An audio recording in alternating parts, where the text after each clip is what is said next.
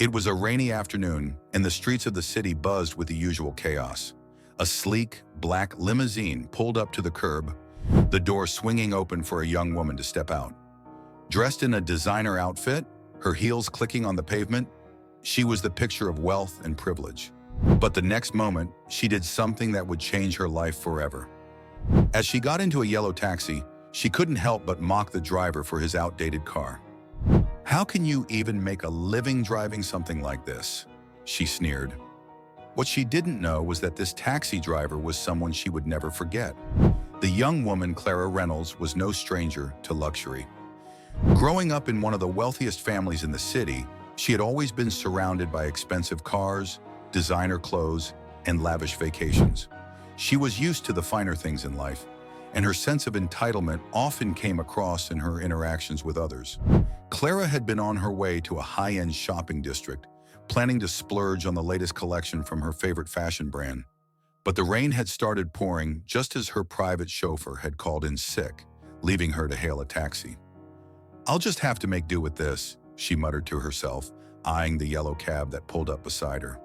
The car was clearly worn, its paint chipped, and the interior looked like it hadn't been updated in years.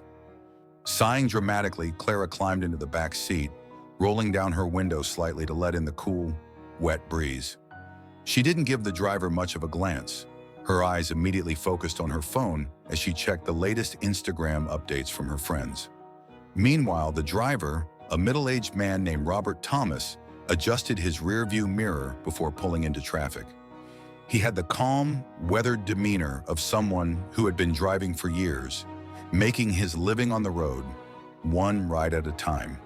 His life had never been filled with the extravagance that Clara was so accustomed to, but he had his pride. Robert wasn't a man who sought attention or validation. He just worked, did his job, and quietly enjoyed his simple pleasures when he could. Robert wasn't concerned with the young woman in the back seat, at least not until she spoke. Her voice, dripping with condescension, shattered the quiet hum of the car. "So how long have you been driving this piece of junk?" she asked, her tone dripping with sarcasm. "Not too long," Robert replied softly, maintaining his focus on the road. "It's not much, but it gets me by." Clara let out a small, dismissive laugh. "I don't know how you do it. I would be so embarrassed to drive something like this.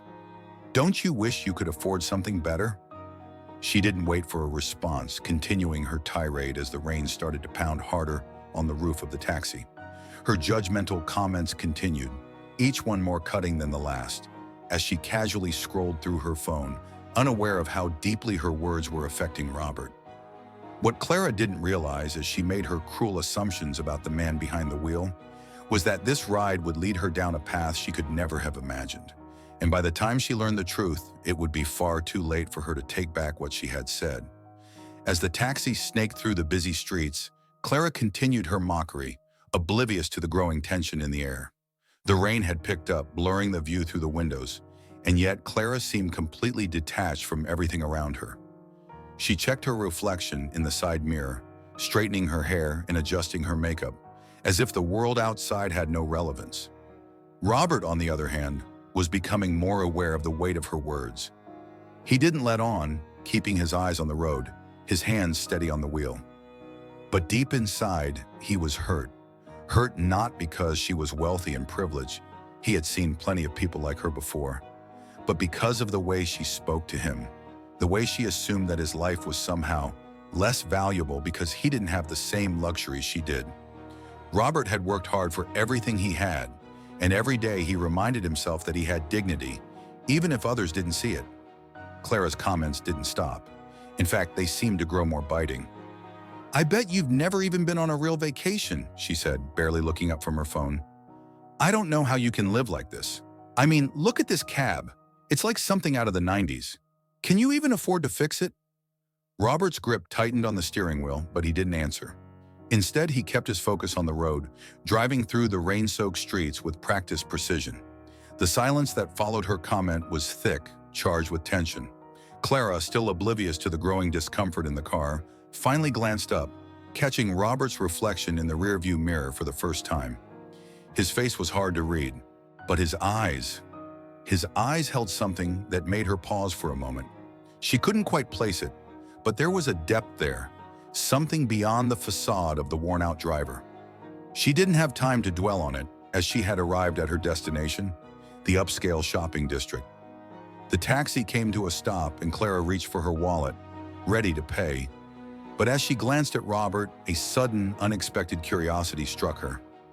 "So what's your story?" she asked, not in the mocking tone from earlier, but with a genuine, albeit condescending, curiosity. "How did you end up driving a taxi? Did you ever dream of something bigger?" Robert's eyes flicked to the rearview mirror, catching her gaze. The question hung in the air, almost too personal, too invasive for a stranger. But he didn't flinch. Instead, he responded with a calmness that surprised her. "I used to dream of a lot of things," he said quietly, "but life doesn't always go the way you plan it. Some things you can't control." Clara, unsure of how to respond, leaned back in the seat, dismissing the conversation as quickly as it started. "I guess that's true," she said, but her tone was no longer as certain as before. The question had left a faint trace of doubt in her mind, but she quickly brushed it aside. After all, what did it matter to her? She had her life figured out, and people like Robert were just a part of the scenery, meant to stay in the background. She handed him the money, leaving a tip that was generous by her standards but still insignificant compared to what she spent on herself. "Thanks for the ride," she said, gathering her things as she stepped out of the taxi. As she turned to walk toward the entrance of the shopping mall, Clara couldn't shake the feeling that something was off. She had felt it in Robert's eyes, that quiet intensity that didn't quite match the humble exterior he wore. But she couldn't be bothered to dwell on it for long. She had her own world to conquer, and people like Robert were simply passing through it. What Clara didn't know was that Robert was not a man who forgot easily. His quiet demeanor didn't mean he was weak, far from it. In fact, it was the calm before the storm. He had heard her insults, felt the sting of her judgment, and while he had kept his composure, it didn't mean he was unaffected. Robert wasn't one to hold grudges, but something about Clara's entitlement, her sense of superiority, struck a nerve. It wasn't just the way she mocked him. It was the way she saw people like him as beneath her, as unworthy of even basic respect. He knew the world didn't operate on kindness alone, but he also knew that people could rise above their circumstances. Clara, in her world of designer brands and high-end restaurants, had never truly understood that. As Robert made his way to his next destination, his thoughts drifted back to Clara. He wasn't angry, he was disappointed. Disappointed that someone so young, with so much potential, had already learned to judge people based on appearances and wealth. He wondered if she would ever truly understand the value of character over material possessions.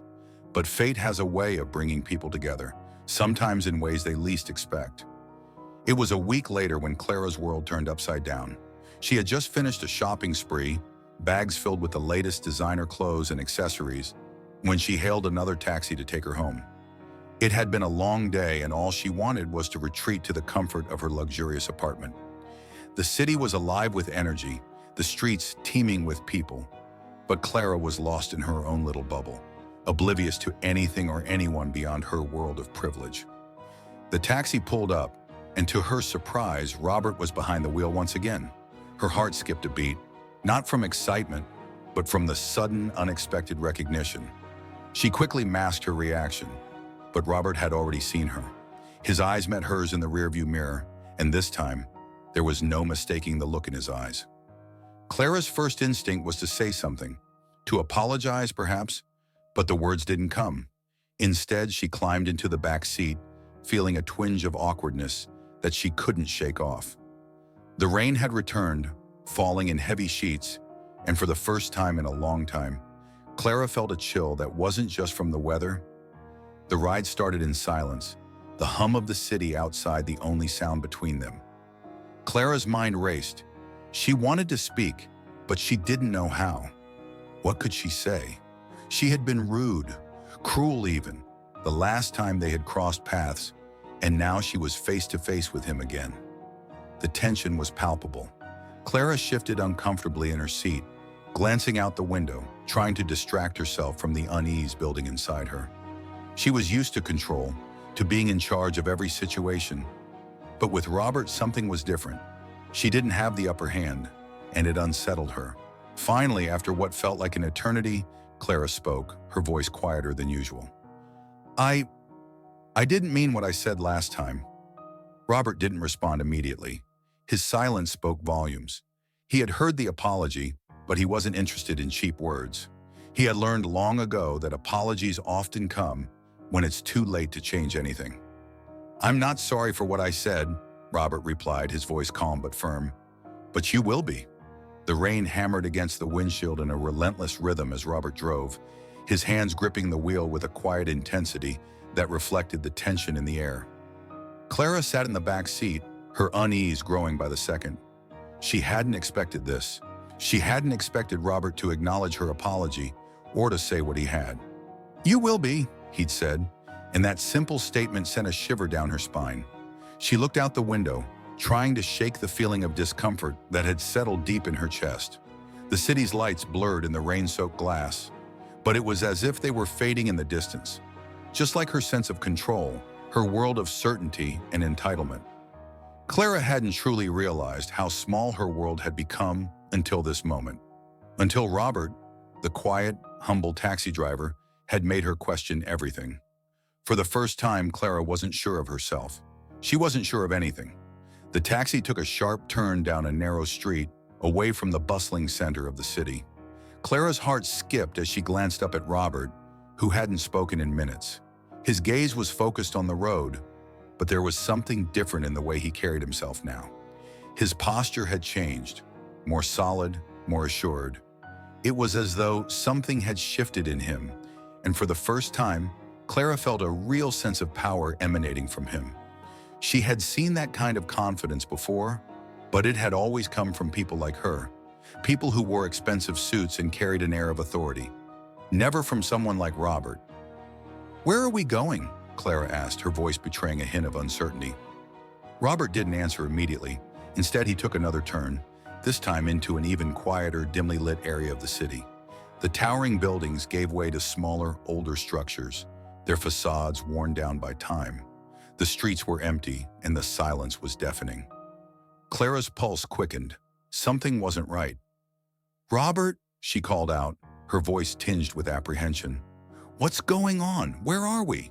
He glanced up at the rearview mirror, his eyes briefly locking with hers before turning his attention back to the road. "You'll see soon enough." Clara tried to dismiss the growing sense of dread in her stomach, but it clung to her like a shadow. The taxi continued down the winding streets, each turn taking them further from the familiar, further from the world she knew. The city felt like a different place now, one that was foreign and ominous, a place where her wealth and status didn't matter. She couldn't stop the panic rising in her chest. "I don't want to go any further. Turn around." But Robert didn't respond. Instead, he continued driving. The further they went, the more oppressive the silence became. The air felt thick, suffocating, and Clara's hands began to tremble, her mind racing. What was happening? Why hadn't Robert stopped when she asked?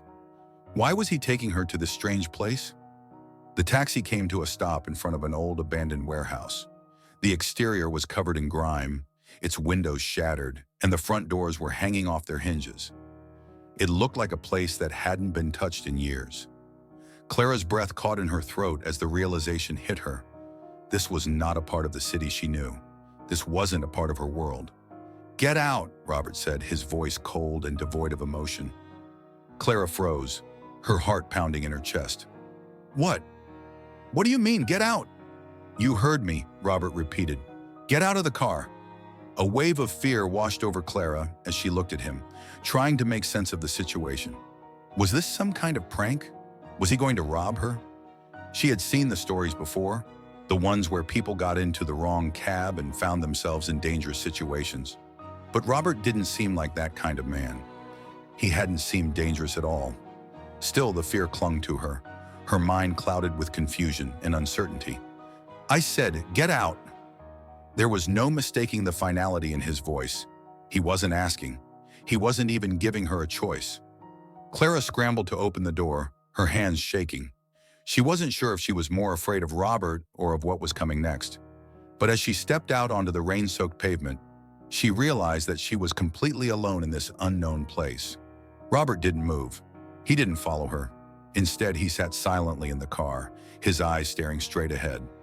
Clara stood there for a moment, caught in the surrealism of the situation. The sound of the rain hitting the ground was the only thing she could hear. Her mind was spinning, trying to understand what was happening. Why had Robert brought her here?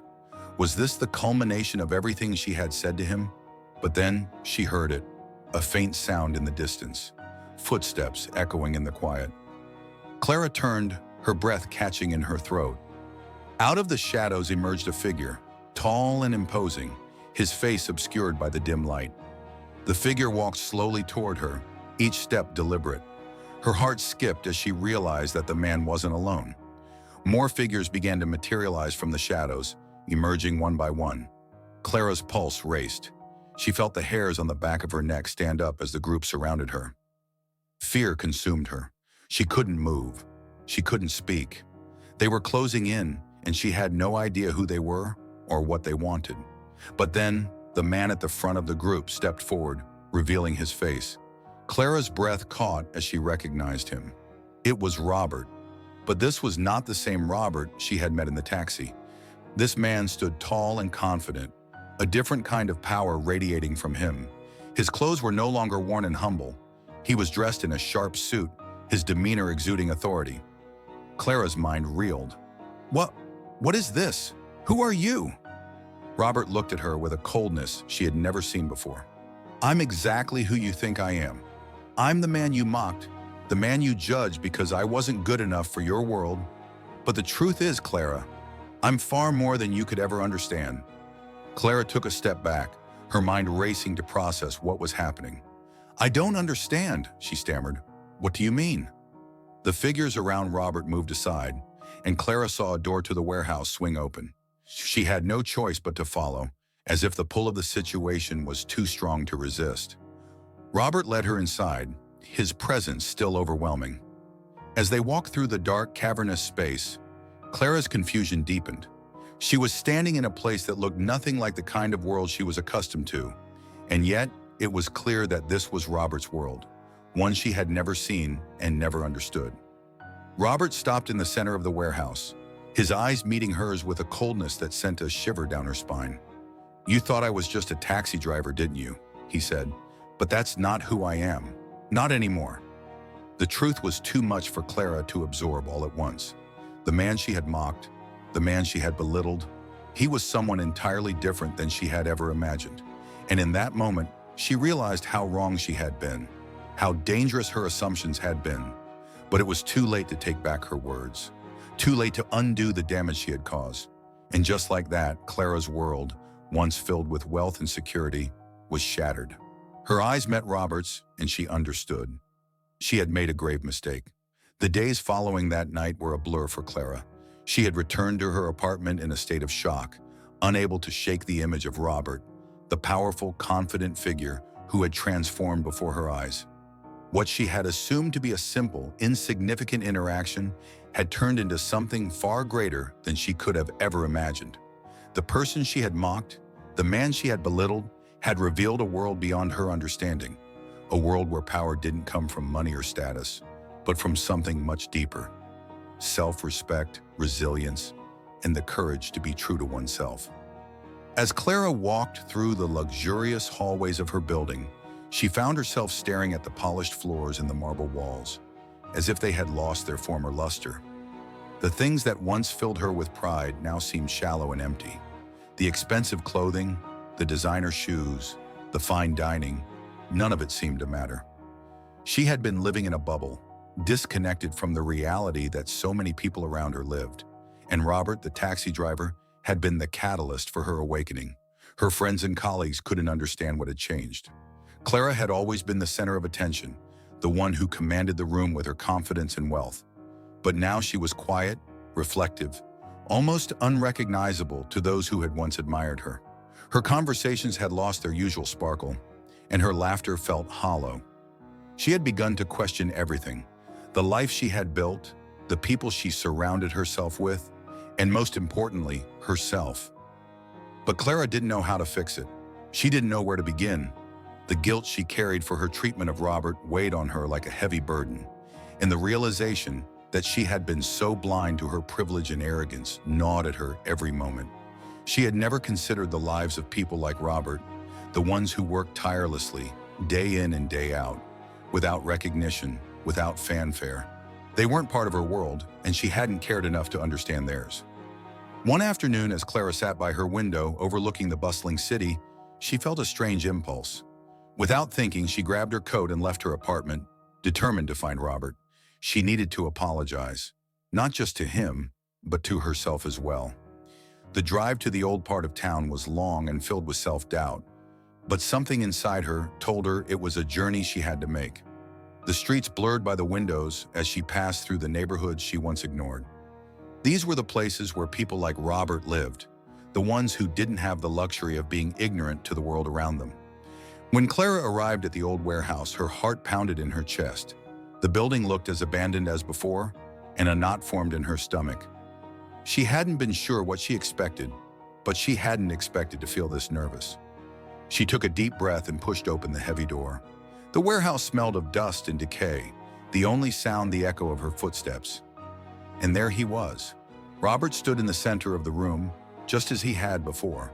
This time, there was no power play, no cold distance. He was simply standing there looking like a man who had been waiting for a long time, for something, or perhaps someone. Clara stepped forward, her voice trembling. "Robert, She stopped, unsure of how to begin. She hadn't rehearsed this moment, hadn't prepared herself for the emotions that were rising within her. "I owe you an apology," she said, her voice barely above a whisper. Robert didn't speak at first. He just watched her, his expression unreadable. The silence stretched out between them, but it wasn't uncomfortable. There was no anger in it, just an understanding, a recognition that this moment had been a long time coming. Clara's throat tightened as she continued. "I was wrong," she said, her eyes meeting his. "I was wrong about you, and I was wrong about everything. I treated you like you were nothing. I thought I knew who you were, but I was blind to what really matters. I've been so caught up in my own world, in my own privilege, that I never stopped to think about the people around me, the ones who actually make the world turn." For a moment, Robert said nothing, but his gaze softened. The hardness in his eyes, the one Clara had seen when she was standing outside the warehouse, seemed to fade, replaced by something else. Something that resembled empathy. Slowly, he took a step toward her, and the space between them seemed to shrink, just a little. "You're not the first person to make assumptions about me," he said quietly, his voice calm but steady. "But that's not why I brought you here. I didn't want you to feel sorry for me, Clara. I wanted you to understand something. We all have our own struggles, we all have our own stories, but how we choose to live those stories, that's what makes the difference." Clara blinked, processing his words. She hadn't expected him to be so understanding. She had expected him to be angry, to turn his back on her. But he wasn't angry, he was simply telling her the truth. "I don't know how to fix this," she admitted, her voice breaking slightly. "I don't know how to fix what I've done." "You don't have to fix anything," Robert replied. "You just need to change, to see things differently. That's the first step." Clara nodded, wiping away a tear that had escaped.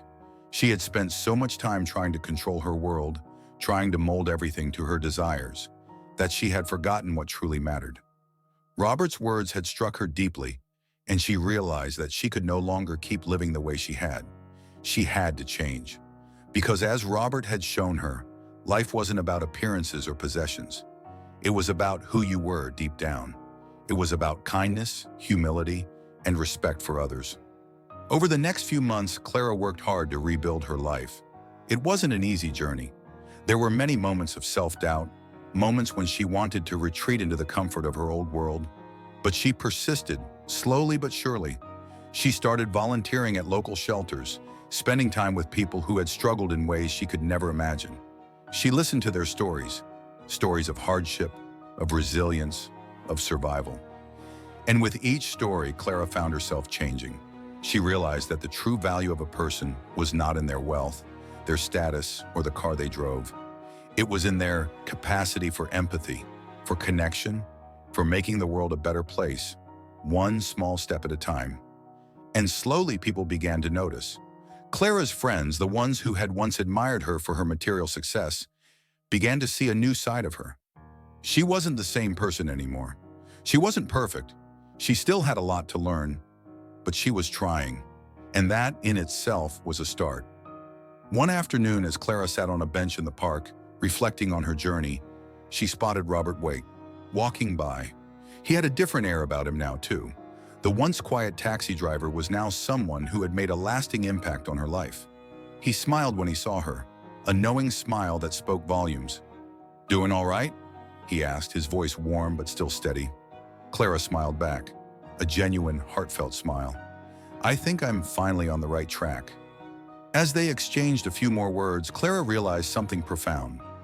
Robert had been the catalyst for her transformation, but the power to change had always been within her. It had always been her choice. In the end, Clara didn't need to be rich to feel wealthy. She didn't need designer clothes to feel valuable. She had learned that true richness came from the heart, from kindness, from understanding, and from the courage to confront your own flaws. And most importantly, she had learned that no matter where we come from, no matter how we're judged by the world, we all have the ability to rise above it. That was the lesson Clara would carry with her for the rest of her life. And for the first time, she knew she was living with purpose. If you enjoyed this story and want to see more powerful transformations, don't forget to like, comment, and subscribe. Hit that bell icon to be notified when we post new videos filled with inspiring stories and life-changing lessons. Your support means the world, and we can't wait to bring more heartwarming content to you. Stay tuned for the next incredible journey.